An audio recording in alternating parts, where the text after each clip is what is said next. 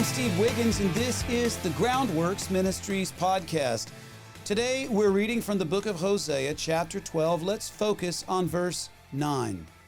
But I am the Lord your God.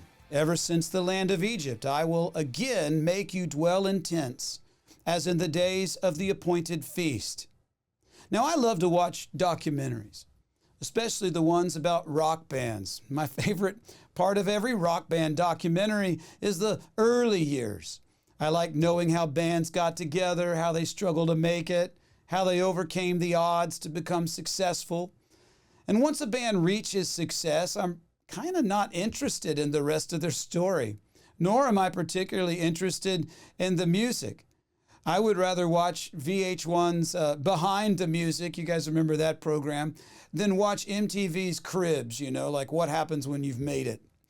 Well, somehow I relate more to a person's struggle than their achievement, and perhaps that early era resonates with me because I learned most of my important life lessons early on during the hard times as a recording artist myself.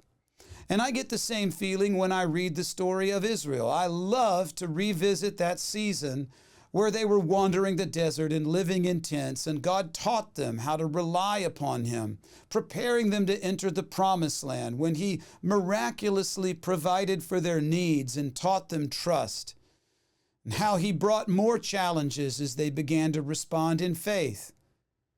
Once Israel was settled into Canaan, their story took on a more unappealing perspective. They stopped acting as a unit and started acting as individual tribes. Everyone cheers for the underdog, long shot. Nobody has sympathy for the unappreciative brat who was born into blessing and yet despises his blessing.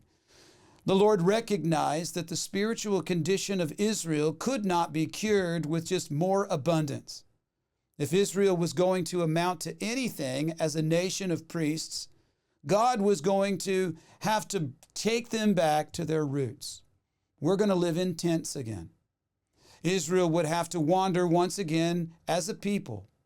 If the Hebrews were bent on forsaking God's festivals, well, then He'd make them suffer the same conditions of Egyptian-style oppression once again, so they'd appreciate the festivals, which all they did was remember God's deliverance and provision. If they underwent the same oppressive conditions, perhaps the children of Israel would again cry out to God to be delivered. You see, there was one exception. Israel would not wander as a nation as they did after they left Egypt. This time, they would be in small communities, families even, and individuals, not together as a nation.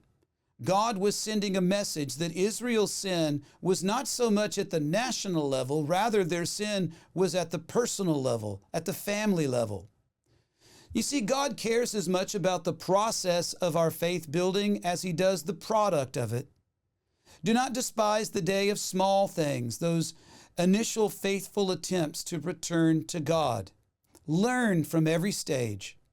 From our humbled states, meekness sprouts roots. And when we have been rebuked for our rebellion, God will graciously allow us to repent and to submit once again to His lordship. We learn our greatest lessons amid the most difficult of hardships.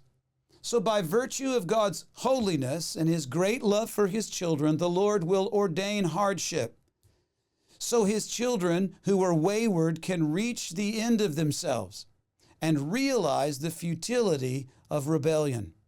And then when we return to God, we'll remember how badly that sin left us and how wonderfully we felt when our right relationship with God returned.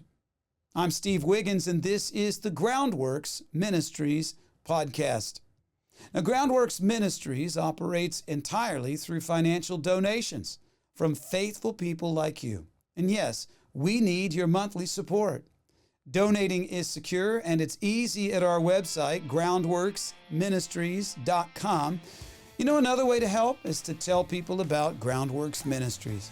You can share these podcasts with your friends, with your family, share them on your social media, and of course, you can always direct folks to our website, groundworksministries.com.